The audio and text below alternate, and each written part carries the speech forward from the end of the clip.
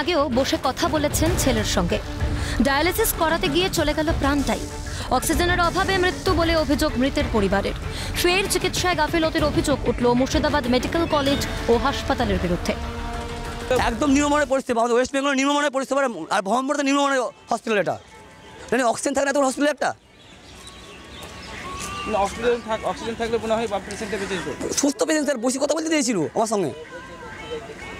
Oxygen থাকলে আমার পুরোদিনই মরতো না বাবা, অক্সিজেনে হয়ে বাবা মারা গেল।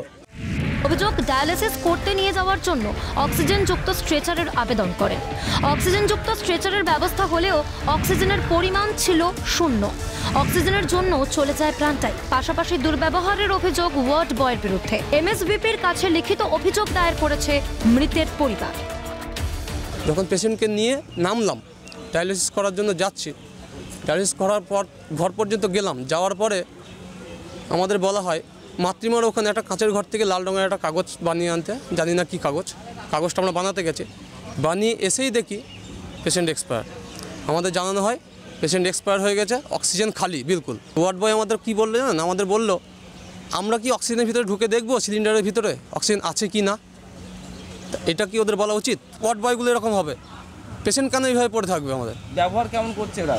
ব্যবহার কোনো আমাদের সঙ্গে কোনো ভালো ব্যবহার করেনি, কিন্তু আমাদেরকে বলা হলো থাক পেশেন্ট থাক, যখন দরকার হবে ঠিক তোমাদের ডাকা হবে, তোমরা এখন বাইরে চলে যাও, এরকম কথা।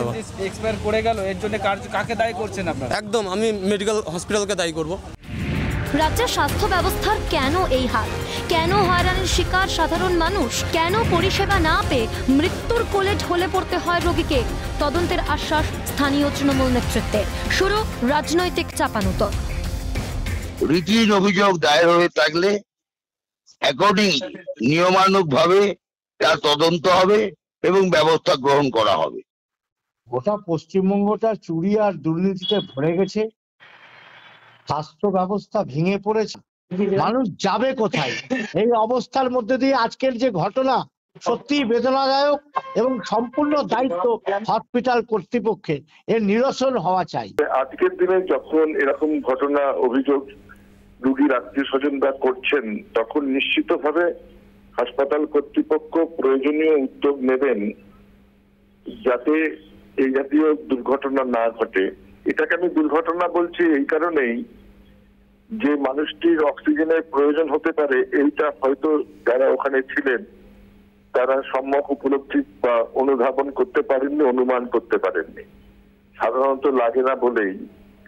কিন্তু প্রয়োজন, মানুষ যদি অসুস্থ, সে যে সেন্টারেই হোক, ডায়ালিসিসই হোক বা অন্য কোনো পরীক্ষার কেন্দ্রেই হোক, আশেপাশে নিশ্চিতভাবে কোনো একটা জায়গায় provision, emergency life saving set রাখার দরকার, যে কেন্দ্রগুলোতে বা যে প্রতিষ্ঠানে এই জাতীয় পরিষেবাগুলো দেয়া হয়।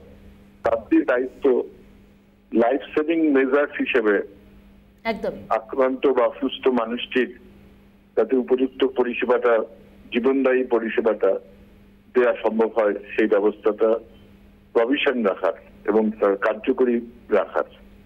আমি আশা করব সংশ্লিষ্ট হাসপাতাল কর্তৃপক্ষ বিষয়টিতে নিশ্চয়ই গুরুত্ব সহকারে অনুধাবন করতে প্রয়োজনীয় ব্যবস্থা। এর আগে একদিনে 9 নবজাতকের মৃত্যুর মতো ভয়ঙ্কর অভিযোগ উঠে আসে মুর্শিদাবাদ মেডিকেল কলেজ ও হাসপাতাল থেকে। কদিন আগেই রাজ্যের বেহাল স্বাস্থ্য ব্যবস্থার নগ্ন ছবিটা উঠে এসেছে মেদিনীপুর মেডিকেল কলেজ ও হাসপাতাল থেকে, যেখানে সন্তানকে মৃত্যুর মুখ থেকে ফিরিয়ে দিতে মন্ত্রী বীরবাহা হাঁসদার পা ধরে কাতর আর্তনাদ এক অসহায় পরিবারের। তারপরেও শেষ রক্ষা হয়নি, ওঠে চিকিৎসায় গাফিলতির অভিযোগ। ফের এই ঘটনা। সরকারি হাসপাতালগুলোর যদি এই হাল হয়, তাহলে সাধারণ মানুষ যাবেন কোথায়? রাজ্যের ভেঙে পড়া স্বাস্থ্য ব্যবস্থার হাল ফেরাতে কি তৎপর হবে রাজ্যের সরকার?